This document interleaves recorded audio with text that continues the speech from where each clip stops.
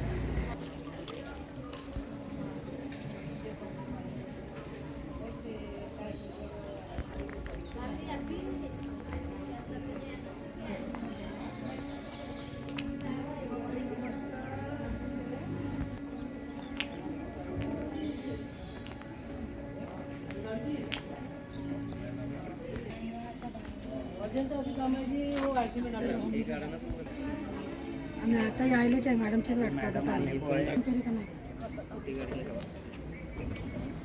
चल ना आपली फोटो येईल ना आपण काय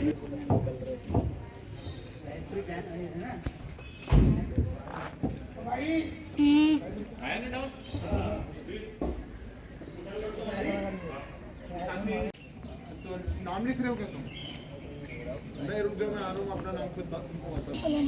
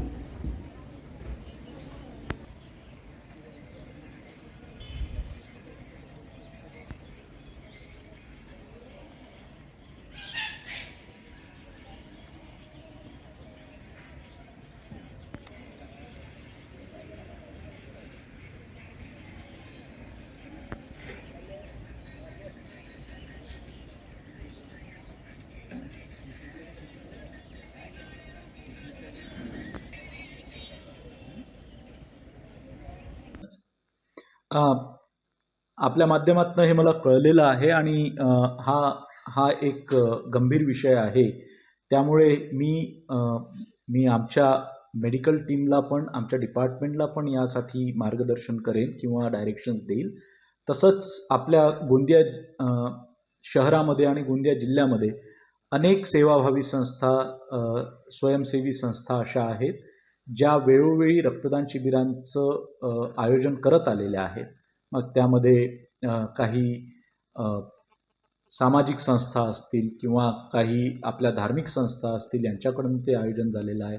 मागे IMAचं जेव्हा रक्तदान शिबिर आयोजित त्यांनी केलेलं होतं डॉक्टर्स डेवर, तेव्हा मी रक्तदान केलेलं होतं.